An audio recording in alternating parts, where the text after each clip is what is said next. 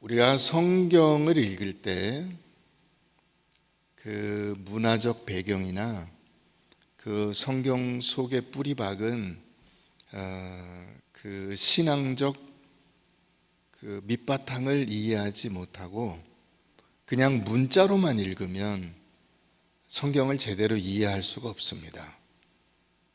그러니까 문자로만 읽으면 오늘 말씀은 예수님은 포도나무인데 우리는 가지고 가지가 포도나무에 붙어 있지 않으면 열매를 맺을 수가 없지 않냐, 이런 너무나 상식적인 얘기만 하게 됩니다.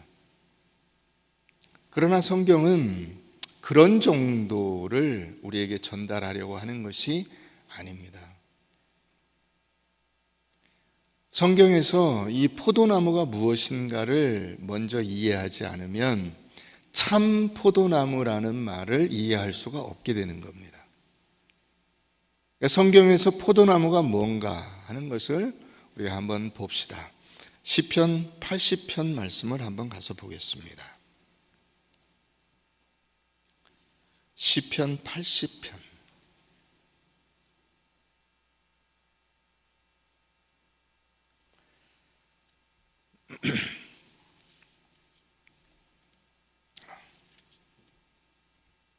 (80편) 8절.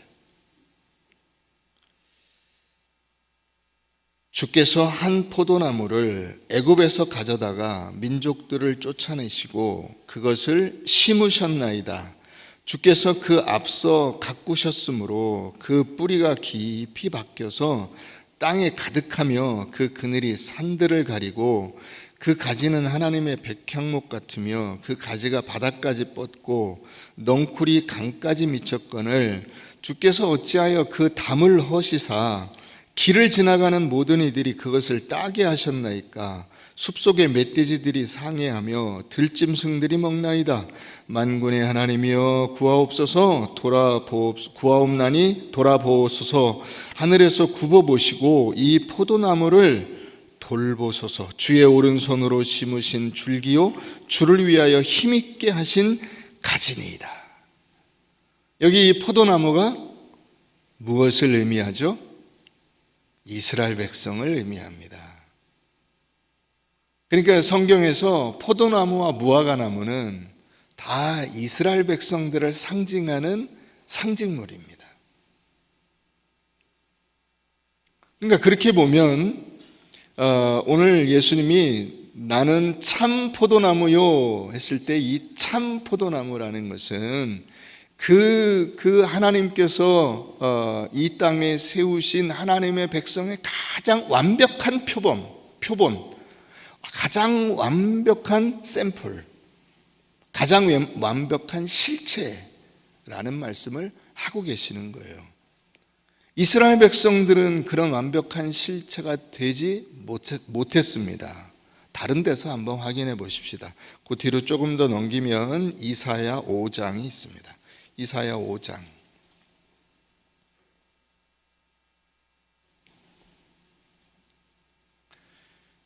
이사야 5장 1절 말씀. 나는 내가 사랑하는 자를 위하여 노래하되 내가 사랑하는 자의 포도원을 노래하리라. 내가 사랑하는 자에게 포도원이 있으며 심히 기름진 사내로다. 땅을 파서 돌을 제하고 극상품 포도나무를 심었도다. 그 중에 망대를 세웠고 또 그 안에 술틀을 팠도다. 좋은 포도 맺기를 바랐더니 들포도를 맺었도다. 예루살렘 주민과 유다 사람들아 구하노니 이제 나와 내 포도원 사이에서 사리를 판단하라. 내가 내 포도원을 위하여 행한 것 외에 무엇을 더할 것이 있으랴. 내가 좋은 포도 맺기를 기다렸거늘 들포도를 맺으면 어찌민고. 이제 내가 내 포도원에 어떻게 행할지를 너희에게 이르리라. 내가 그 울타리를 걷어 먹힘을 당하게 하며 그 담을 헐어 짓밟히게 할 것이요 내가 그것을 황폐하게 하리니 다시는 가지를 자름이나 북을 돋우지 못하여 찔레와 가시가 날 것이며 내가 또 구름에게 명하여 그 위에 비를 내리지 못하게 하리라 하셨으니 무릇 만군의 여호와의 포도원은 이스라엘 족속이요. 명확히 나오죠. 만군의 여호와의 포도원은 이스라엘 족속이요 그가 기뻐하시는 나무는 유다 사람이라. 그들에게 정의를 바라셨더니 도리어 포악이요 그들에게 공의를 바라셨더니 도리어 부르짖음이었도다. 그러니까 우리가 이 배경을 이해를 해야 예수님이 내가 참 포도나무요 라고 말씀하시는 말씀이 무슨 말씀이신지 이해가 되는 거예요. 포도원은 이스라엘 족속이고 포도나무는 유대인을 말하는 것이다. 그런데 그 포도원이 아무 제대로 된 열매를 맺지 못해서 하나님께서 울타리를 헐어버리시고 우리 말대로 개나 소나 아무나 와서 건드려도 신경 안 쓰고 다 짓밟아 무너뜨리게 하여도 누구도 돌보는 사람이 없게 만들어 버리신 이유가 뭐냐? 거기서 기대할 것이 없었기 때문이다. 좋은 포도 종자를 심어서 틀림없이 극상품 포도 열매가 맺어야 되는데 그런 열매가 맺히지 않고 먹을 수 없는 들포도, 짐승이나 먹을 수 있는 그런 포도 열매를 맺으니 주인이 그걸 그냥 내버려 둘 이유가 없지 않느냐는 거예요. 그래서 나와 이 포도원 사이에 사람들아 한번 와서 누가 제대로 된 것인지 누가 문제가 있는 것인지 한번 얘기를 해봐라. 지금 이렇게 말씀하고 있는 겁니다. 그러니까 이스라엘은 포도나무고 참 포도나무라는 이 예수님이 지금 그 말씀을 하신 것은 진짜와 가짜를 나누는 그런 의미에서 참이 아니라 인간이 그런 것은 이미 다 알고 계시는데 이 유대인으로 이 이스라엘 백성으로 예표된 그 인간의 인간에게 기대하시는 하나님의 그 진정한 그 기대치를 충족시켜 줄 참된 포도나무, 그런 의미에서 예표된 어떤 그림자가 아닌 실체, 그런 의미에서 참 포도나무예요. 자, 우리가 그거를 좀 더 다른 의미에서 한번 좀 보십시다. 예수님이 직접 말씀하신 대로 한번 가보시죠. 요한복음 2장입니다. 요한복음 2장.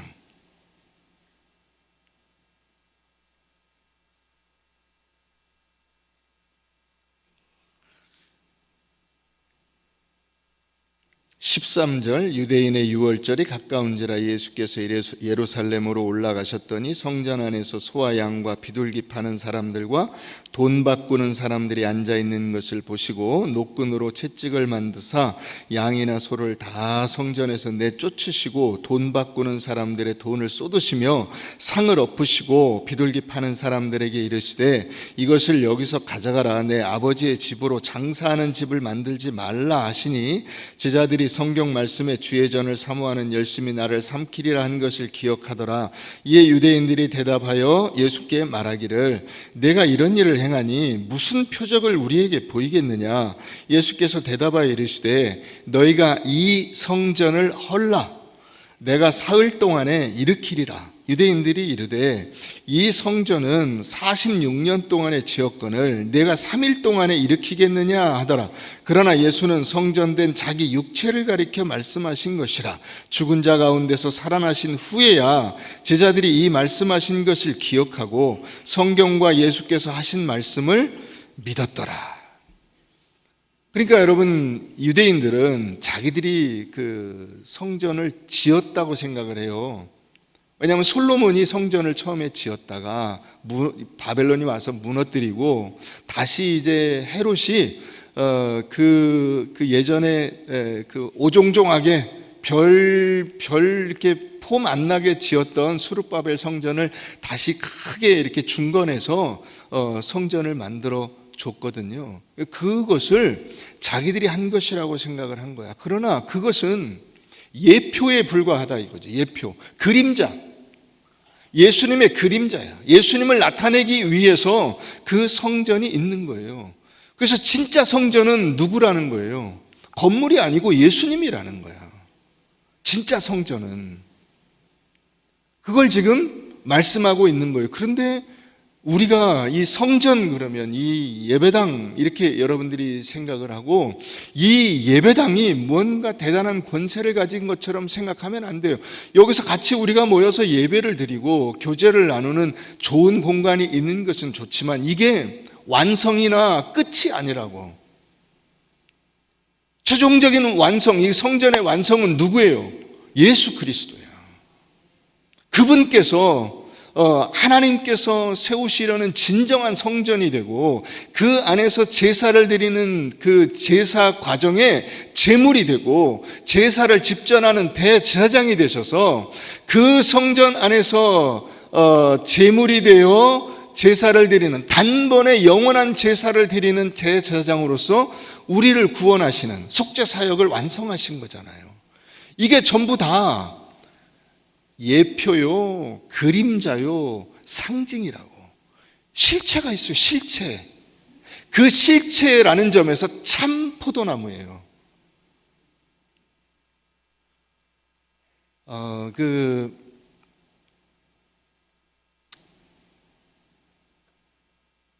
비행기 같은 거, 비행기 잠수함 뭐 이런 거 있잖아요. 그걸 여러분 비행기는 이제 다 보셨을 거고 실제 타보시기도 하셨죠. 근데 비행기 모형이 있어요. 모형. 그죠? 우리가 그 비행기 모형을 보고 뭐라 그러냐면 비행기다 그래요.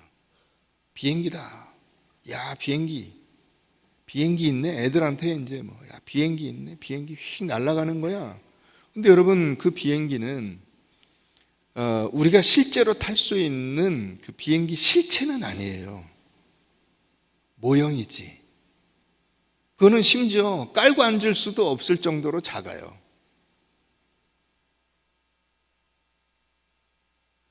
실체를 여러분들이 경험하셔야 되고 실체 안에 들어가야 우리가 어딘가를 갈 수 있잖아요. 이를테면 여기 이 예루살렘 성전이라는 것도 그런 거라고.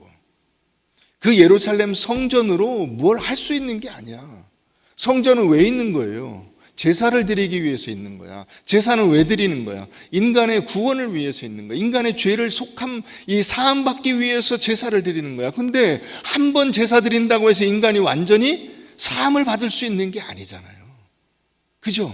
그래서 진짜 제사, 참 제사를 드리는 제사장도 계속 갈리잖아요. 나이 들면 갈리고 담임 목사도 나이 들면 바뀌고 새로운 담임 목사가 올 거 아니에요.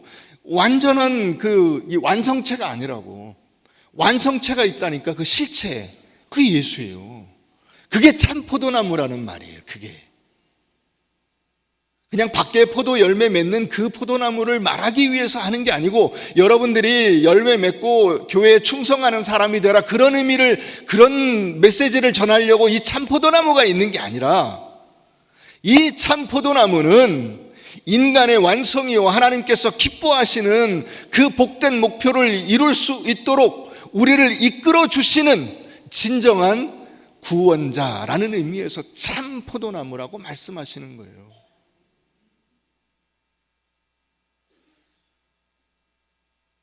자, 우리 다른 곳에서 한 군데 좀 더 봅시다. 6장 가보세요. 6장, 요한복음 6장. 요한복음 6장에 가면, 자, 우리 9절부터 보십시다. 9절, 6장 9절. 여기 한 아이가 있어 보리떡 5개와 물고기 2마리를 가지고 있나이다. 그러나 그것이 이 많은 사람에게 얼마나 그게 충당이 되겠습니까? 이거 세 발의 피 아닙니까? 한 거예요. 예수께서 이르시되 이 사람들로 앉게 하라 하시니 그곳에 잔디가 많은지라 사람들이 앉으니 수가 5,000명쯤 되더라. 예수께서 떡을 가져 축사하신 후에 앉아있는 자들에게 나눠 주시고 물고기도 그렇게 그들의 원대로 주시니라. 그들이 배부른 후에 예수께서 제자들에게 이르시되 남은 조각을 거두고 버리는 것이 없게 하라 하심으로 이에 거두니 보리떡 5개로 먹고 남은 조각이 12바구니에 찼더라 했어요. 이게 이제 우리가 흔히 말하는 무슨 사건이에요? 오병이어. 병이 떡이라는 뜻이고 오병이어예요. 그러면 이 오병이어는 예수님의 능력을 입증하기 위해서 벌인 사건인가? 아니죠. 여러분들이 그렇게 이해하시면 안 돼요. 먹고 사는 문제를 해결하는 그런 어떤 이 사회복지사 역할을 예수님이 하신 거냐? 아니라고. 그런 뜻이 아니에요. 그걸 오해하니까 14절 말씀 같은 14절 15절 같은 말씀이 나오는 거예요. 그 사람들이 예수께서 행하신 이 표적을 보고 이 사람이 메시아 아니야? 그 선지자라. 그 선지자는 메시아라는 뜻이에요. 메시아 아니야? 한 거예요. 그러므로 15절 예수께서 그들이 와서 자기를 억지로 붙들어 임금으로 삼으려는 줄 아시고 가셨다 이렇게 돼 있어요. 이렇게 사회복지 사업을 기가 막히게 무에서 유를 창조해서 해내실 수 있는 분이라면 우리 왕이 되면 너무나 좋지 않을까 하는 생각을 한 거예요. 근데 그것은 큰 오해라 이거죠. 왜 오해냐? 자, 그대로 넘겨서 우리 32절 한번 가서 보시죠. 32절 예수께서 이르시되 내가 진실로 진실로 너희에게 이르노니 모세가 너희에게 하늘로부터 떡을 준 것이 아니라 만나를 말하는 겁니다. 만나. 하늘에서 만나가 내려왔어. 그 만나의 표상은 실체는 누구라는 거예요? 예수라는 거예요. 만나의 실체. 만나는 예표고 그림자예요. 그런데 그 만나의 실체는 예수라는 거야. 내 아버지께서 너희에게 하늘로부터 참 떡을 주시나니 하늘의 떡은 하늘에서 내려 세상에 생명을 주는 것이다. 그들이 이르되 주여 이 떡을 항상 우리에게 주소서. 예수께서 이르시되 나는 누구다? 생명의 떡이다. 내가 만나다. 내가 오병이어다. 그 실체예요. 무슨 자동차 모형이 있어요. 자동차 모형, 이게 자동차야. 그래도 우리가 자동차를 제대로 이해할 수가 없어. 자동차가 뭔지를 사실 잘 몰라. 그 자동차를 경험하려면 어떻게 해야만 알 수가 있어요? 그 자동차에 타고 가봐야만 알 수가 있죠. 타고 가봐야. 그 자동차를 타고 문을 닫고 차가 이렇게 빨리 달리는데 이렇게 조용해? 이렇게 편안해? 이렇게 빨라? 이렇게 모든 옵션들이 다 있어? 기가 막히네. 이걸 타봐야 알지. 모형으로 어떻게 알아요? 그림책으로 어떻게 알아요? 알 수가 없죠. 그런데 아무것도 없으면 전혀 설명이 안 되니까 그 그림책을 보여주신 거고 그 모형을 만들어서 보여주신 거예요. 그게 오병이어고 그게 만나고 그게 성전이고 그러니까 성경에 나오는 모든 것 다시 말하면 예를 들어 사람으로 쳐도 노아도 아브라함도 무슨 유다도 모세도 여호수아도 다윗도 전부 다 누구를 나타내기 위한 거예요. 예수를 나타내기 위한 거야. 그 사람들은 다 모형이야, 샘플이야. 그걸로는 예수를 알 수가 없어. 근데 실체가 왔다 이거. 실체, 참 포도나무. 그게 참 포도나무예요.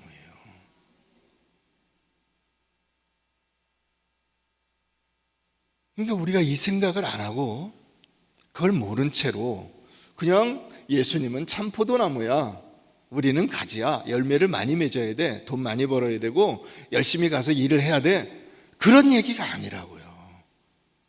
그런 의미가 전혀 없는 것은 아니지만은 그것이 초점이 아니라고.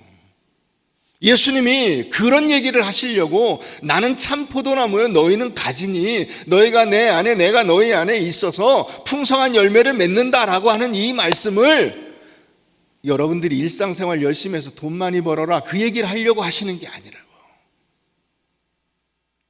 이거를 오해하니까 성경을 제대로 이해할 수가 없고 성경을 제대로 이해하지 못하니까 삶이 바르게 되질 않아요. 삶이. 우리 골로새서 2장을 가봅니다. 골로새서 2장.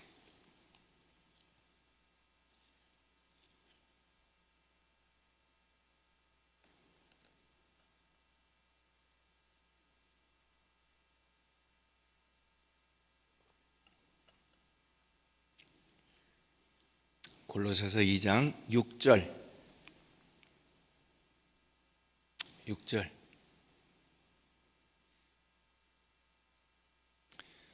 우리 잠옷실에 엄마들 여기 보세요. 아기를 보지 말고 저를 보시라고. 자, 골로새서 2장 6절 말씀 찾을 수 있으면 같이 찾아서 보세요. 그러므로 너희가 그리스도 예수를 주로 받았으니 그 안에서 행하되 그 안에 뿌리를 박으며 세움을 받아 교훈을 받은 대로 믿음에 굳게 서서 감사함을 넘치게 하라. 여러분, 이 6절 7절 말씀이 오늘 우리가 읽은 요한복음 15장 말씀을 그대로 바꿔서, 똑같은 얘기인데 바꿔서 하신 거예요. 표현을 달리해서. 그죠? 너희가 예수 그리스도를 주로 받았으니, 참 포도나무를 너희가 여기 지금 경험하고 있다. 그 안에서 행해라. 그 안에 뿌리를 받고 세움을 받아 교훈을 받은 대로 믿음에 굳게 서서 감사함을 넘치게 하라. 그분과 꼭 붙어 있어라. 그래서 믿음의 열매를 맺고 여러분들의 인생 속에서 하나님이 역사하시는 것이 무엇인가를 경험을 해라. 지금 그 말씀을 하고 있잖아요. 자, 8절. 누가 철학과 헛된 속임수로 너희를 사로잡을까 주의하라. 이것은 사람의 전통과 세상의 초등학문을 따름이요 그리스도를 따름이 아니니라. 그 안에는 신성의 모든 충만이 육체로 거하시고 너희도 그 안에서 충만하여졌으니 그는 모든 통치자와 권세의 머리시라. 여러분, 여기 이 철학과 헛된 속임수 이런 거는 사기당하지 않도록 조심하라 그런 말이 아니고요, 자꾸 여러분들의 주의를 이 참 포도나무로부터 돌리게 해서 거기서부터 가지가 떨어지게 만드는 세상적인 유혹과 헛된 속임수에 넘어가서는 안 된다는 거예요. 우리가 여러분들이 여기서 이제 예배 잘 드리고 이 밖을 딱 나서면서부터 어떤 생각이 듭니까? 가서 열심히 돈 많이 벌어서 열심히 살아야지 라는 생각을 하게 돼요. 그래서 우리의 주의가 갑자기 예수에게 뿌리를 박은 여기서 떨어져 나가서 무엇이 참된 목적인지, 내 인생의 근본적인 원리와 기준이 무엇인지를 놓친 채로 막 살게 돼요. 막이라는 것은 세상의 흐름을 따라 혼란스럽게 돌아다니게 된다고.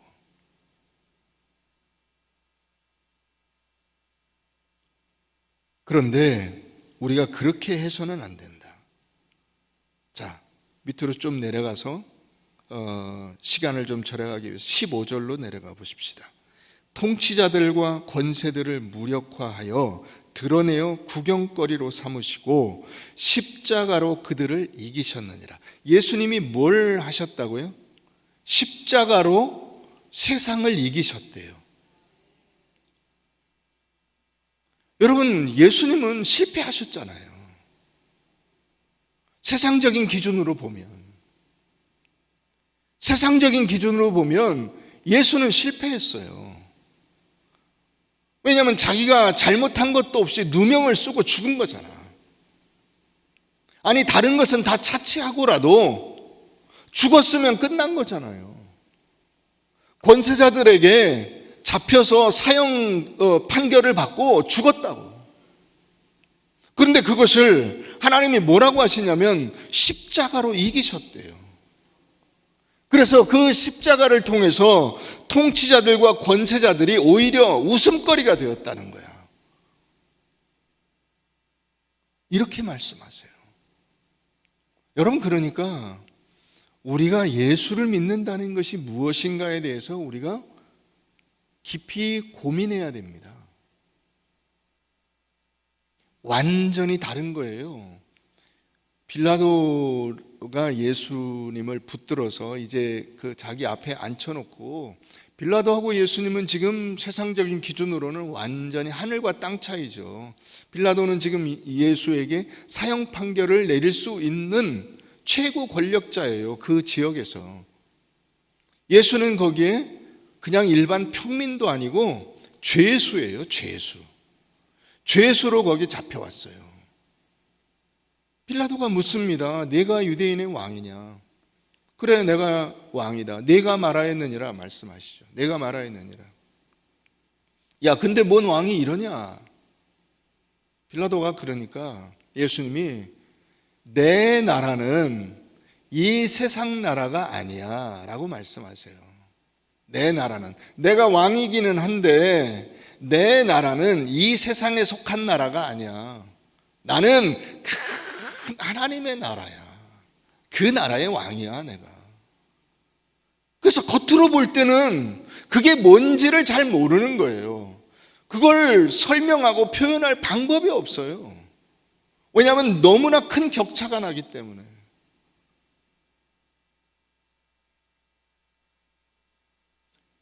여러분, 아이들에게 사랑을 어떻게 설명할 거예요? 사랑을. 갓난아기에게 사랑을 설명할 방법이 있어요? 없어요. 그래서 사랑을 설명하는 방법이 뭐예요? 젖주고, 기저귀 갈아주고, 따뜻하게 옷 입혀주고, 더우면 시원하게 해주고, 추우면 감싸주고. 그거죠. 그게 사랑을 표현하는 방법이죠. 설명할 길이 없어. 그러나 여러분, 사랑은 그러면 젖 먹는 거예요? 기저귀를 가는 거예요? 그럼 여러분들은 뭐 어떻게 젖도 안 먹고 기저귀도 안 차고 뭐 어떻게 사랑을 이해해? 사랑이란 그렇게 단편적으로 설명할 수 없는 큰 개념인 거야.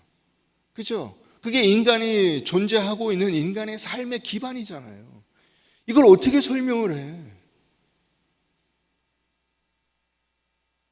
그게 여러분 이 십자가로 그들을 이기셨느니라예요. 그게. 그러므로 먹고 16절 먹고 마시는 것과 절기나 초하루나 안식일을 이유로 누구든지 너희를 비판하지 못하게 하라. 제가 조금 아까 드린 말씀과 비슷하죠. 그죠? 그러니까 이 십자가로 세상을 이기는 것은 그저 단지 먹는 것이나 마시는 것이나 사람들과 뭘 했다는 것이나 뭐 이러이런 걸 가졌다는 것이나 혹은 내가 어디에 올라갔다는 이런 것들 차원이 아니다. 그런 것에 휩쓸려 다니지 마라 하는 거예요. 이것들은 장래일의 그림자예요. 전부 다. 몸은 그리스도의 것이니라. 우리는 그리스도에게 속하여 살아가는 사람들이라는 거예요. 그래서 아무도 꾸며낸 겸손과 천사 숭배를 이유로 너희를 정죄하지 못하게 하라. 그가 본 것에 의지하여 그 육신의 생각을 따라 헛되이 과장하고 뭘 붙들지 않아요? 머리를 붙들지 않아. 한번 따라해 보세요. 머리를 붙들지 아니하는지라. 머리가 뭐예요? 예수죠. 여러분, 사람의 이 뇌 기능이 멈추면, 뇌 기능에 이상이 생기면 큰일 납니다. 뇌 기능에 이상이 생긴 게 뭐예요? 이를테면 여러분들이 항상 이야기하는 치매예요. 뇌 기능에 이상이 생긴 거예요. 그래서 그 뇌 기능이 점점 더 이상이 더 커지면 나중에 숨 쉬는 것까지 중단되는 거예요. 숨 쉬는 것도 다 이 뇌에서 하는 거예요. 이 심장이 하는 게 아니고. 심장은 기능을 할 뿐이에요. 소프트웨어가 여기 있다고. 이건 하드웨어예요.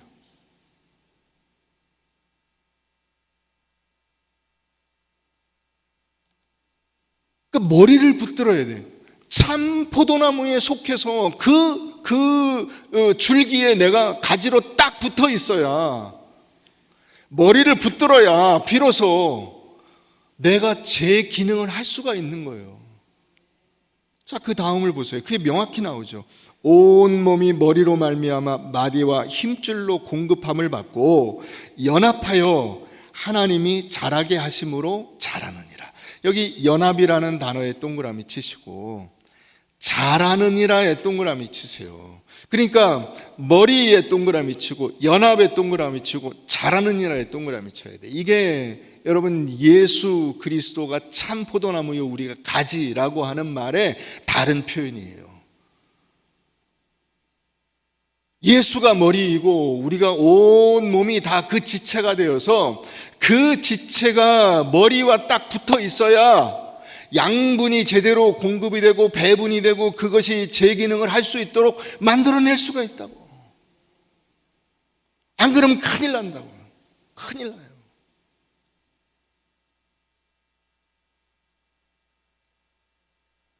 우리가 헛된 것을 붙들고 살면 그림자를 실체인 줄 착각을 하게 됩니다. 실체인 줄. 그러니까 예수와 예수의 뿌리를 받고 거기서 양분을 공급을 받아 그 예수와 하나 되지 않으면, 그죠? 뿌리를 박아서 거기 그것과 내가 하나 되지 않으면 내가 제 기능을 발휘하지 못할 뿐만 아니라 자라지를 못한다고요. 자라지를 못해. 성장이 없어.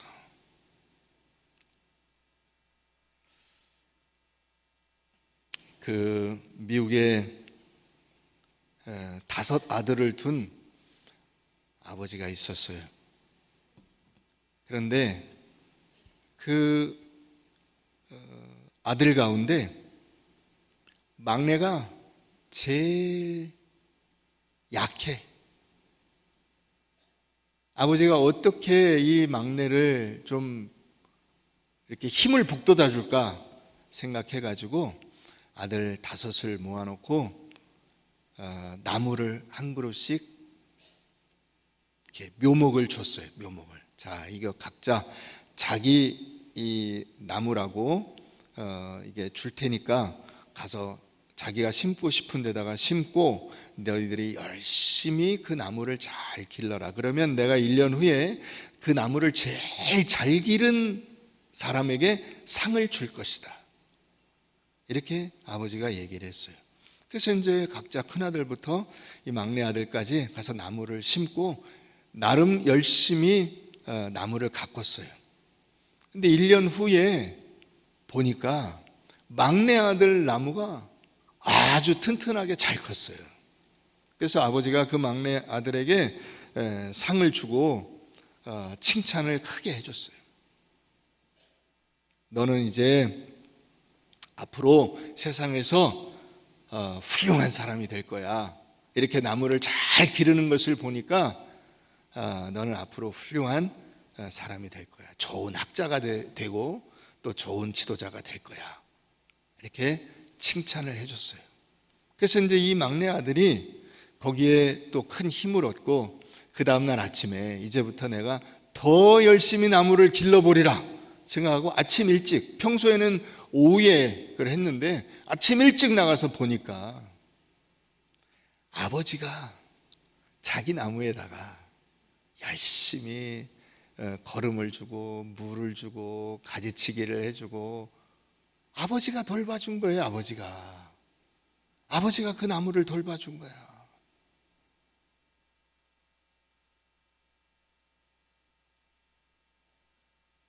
아들이 약하니까 아버지가 힘을 북돋아 주려고 열심히 보이지 않게 도와준 거예요. 그 아들이 누구였냐면 미국의 1920년대 말에 대공황을 극복하고 미국을 번영의 그 국가로 만든 루즈벨트 대통령이에요. 소아마비에 몸이 약하지만은 그가 대통령이 되어서 미국을 3번이나 그 대통령직을 했잖아요. 연임하면서 굳건한 반석 위에 세운 훌륭한 대통령이 됐어요. 이 아버지가 나무를 통해서 이 아들에게 준 그 용기가 사람을 훌륭하게 만드는 것입니다. 여러분, 그러나 우리가 실제로 살아가는 모습은 어떤 것인가? 이 성경을 보면, 자, 우리 누가복음 13장 한번 가서 보십시다. 누가복음 13장. 우리의 모습을 돌아보게 만드는 비유가 나옵니다.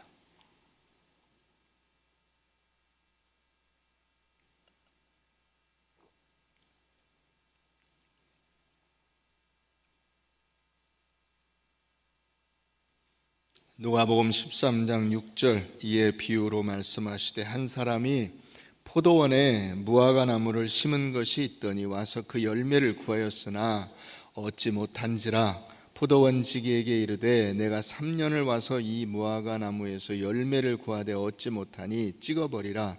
어찌 땅만 버리게 하겠느냐. 대답하여 이르되 주인이여 금년에도 그대로 두소서. 내가 두루 파고 거름을 줄이니 이후에 만일 열매가 열면 좋거니와 그렇지 않으면 그때 찍어버리소서 하였다 하시니라. 자, 이 포도원에 무화과 나무를 심었대요. 이게 무슨 말이냐면 포도원이 기름진 땅이에요. 그래서 무화과 나무가 잘 자라라고 뿌리를 잘 내리고 열매 많이 맺으라고 포도원에 무화과 나무를 심은 거야. 그래서 아까 우리가 이사야나 이런데 예레미야 2장 21절이나 시편 80편이나 이런데 나온 대로 극상품 무화과 나무를 갖다 심었어요. 땅도 좋고 그 다음에 여기 포도원 지기가 있잖아.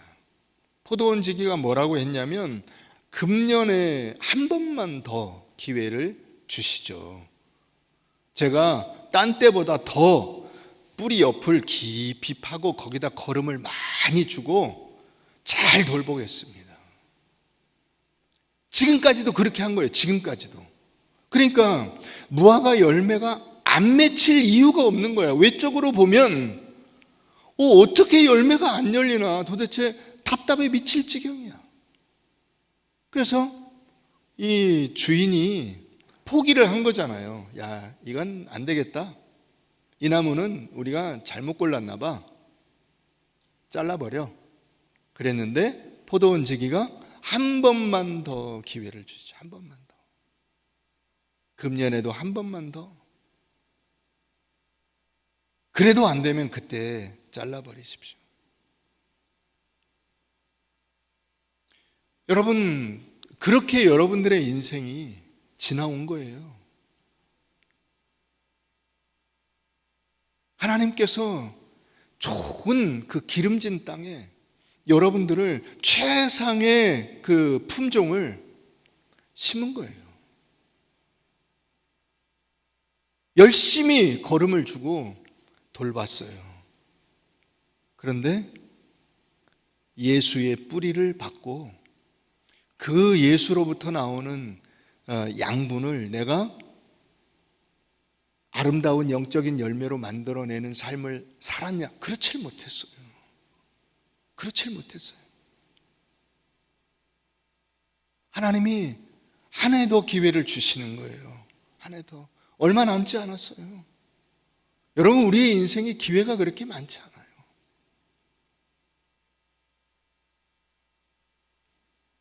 2025년이에요. 여러분, 이 2025라는 숫자는 정말 우리가 상상할 수 없었던 숫자예요. 2000년 되면 세상이 끝난다 그랬어요. 근데 25년이나 지났어요.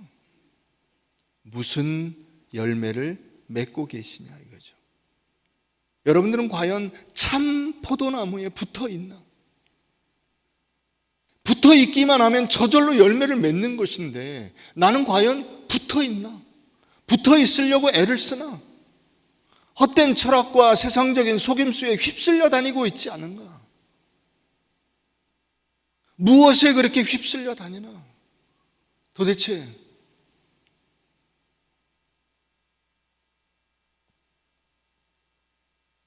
여러분, 언제까지 여러분들이 그렇다고 해서 안 한 건 아니에요. 안 한 건 아니에요.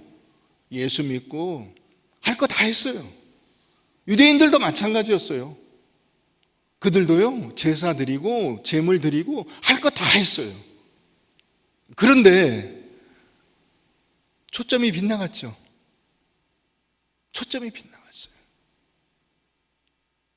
참 포도나무에 붙어 있는 가지가 아니고 우상을 겸하여 섬기잖아요. 자기가 주인이 돼서 인생을 살잖아요. 내 욕심을 채우는 것이 세상에 다라고 생각을 하잖아요. 그게 이스라엘 백성들의 실패예요. 여러분들은 예수라는 포도 줄기에 여러분들의 삶을 접붙여서 그분의 은혜와 기쁨과 삶의 활력을 누리고 살고 있는가 하는 거예요. 그것과 상관없이 내 주머니를 채우고 내 몸이 조금 건강해지고 내가 어디 가서 목에 힘줄 수 있는 그런 공간이 있고 그러면 내 인생을 잘 산 것이냐? 아니에요.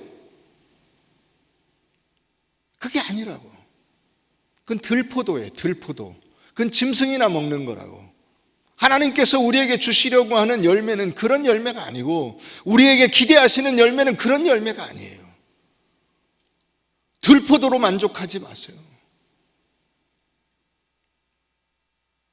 미국의 네바다 사막에 가면 두 종류의 대비되는 나무가 있어요.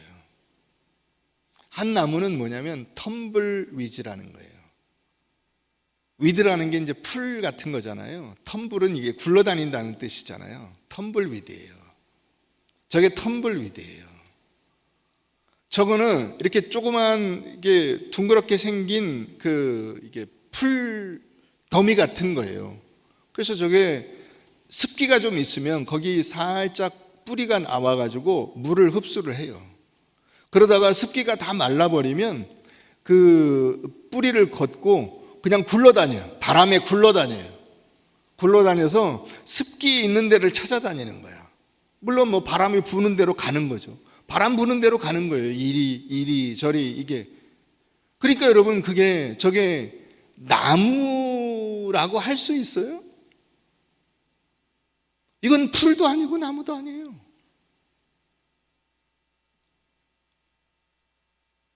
여러분들이 진짜로 신실한 그리스도인으로 살아요? 예수를 믿는 것도 아니고 안 믿는 것도 아니에요. 근데 대비되는 나무가 있어요. 그게 조슈아 출이라는 거예요.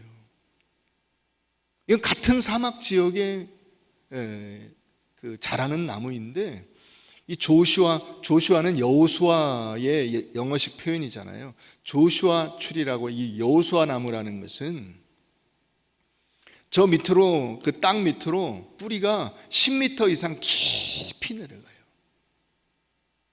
깊이 내려가서 거기서 물을 끌어올려서 저렇게 자라는 거예요. 자라는 속도가 매우 느려요.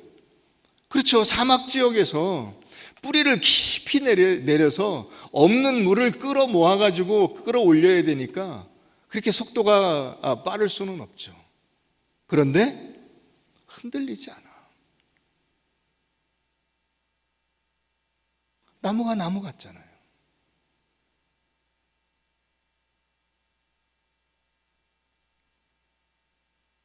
여러분 보면 이리저리 휩쓸려 다니는 그런 흐름들이 점점 더 강해지고 있어요. 사람들이 교회도 이 교회 갔다 저 교회 갔다 엉덩이가 들썩들썩해요. 조금만 마음에 안 들면 막 달려다니려고 해요. 그러나 여러분 그러면 어떻게 돼요? 아까 그 텀블위즈 같이 돼요. 이건 풀도 아니고 나무도 아니야. 여러 교회 다녀서 들은 것도 많아, 아는 것도 많아. 그러나 그걸로 여러분 지식과 경험으로 인생이 자라는 게 아니에요. 말씀으로 자라는 거야. 예수로 자라는 거야. 예수가 없이는 여러분들이 자랄 수가 없어요. 예수가 없이는 참 생명이 없다고. 머리를 붙들지 않고는 몸이 양분을 공급받아서 움직여질 수가 없다고. 사람다운 인생을 살 수가 없어요. 예수를 믿고 하나님의 말씀대로 산다는 것이 무엇인가를 여러분들의 실제적인 삶에서 경험하라고 예수가 오신 거예요. 참 포도나무라고. 여러분, 비행기에 모형만 잔뜩 모아놓으면 뭐예요? 100개, 1000개, 10,000개 있어도 소용이 없어요. 그런 경험들은 여러분들에게 뭔가 제공해 줄 수 있는 게 아무것도 없어요. 조그만 비행기라도 타고 날아가야지. 날아가야죠. 그렇잖아. 뿌리를 깊이 내리시고 그 박힌 뿌리에서부터 올라오는 양분을 먹고 그것으로 내 삶에서 내가 맺어야 할 당연한 열매들을 여러분들이 맺어 나가는 거예요. 그게 참 포도나무의 가지가 된 우리의 기쁨이요, 능력이요, 자랑이요, 영광인 거예요. 그렇잖아요. 여러분, 포도가 열리면 야, 포도나무 좋다 그럽니까? 아니죠. 포도가 탐스럽게 열렸네. 예수를 잘 믿으면, 예수를 잘 믿는 것으로 예수님이 빛나지 않고 누가 빛납니까? 여러분들이 빛나는 거예요. 야, 멋있는 포도가 열렸어. 너무 신앙생활 잘하네. 훌륭한 집사야, 장로야, 목사야. 여러분, 그게 우리가 누릴 수 있는 최상의 은혜요 기쁨인 것을 놓치지 마시기를 바랍니다.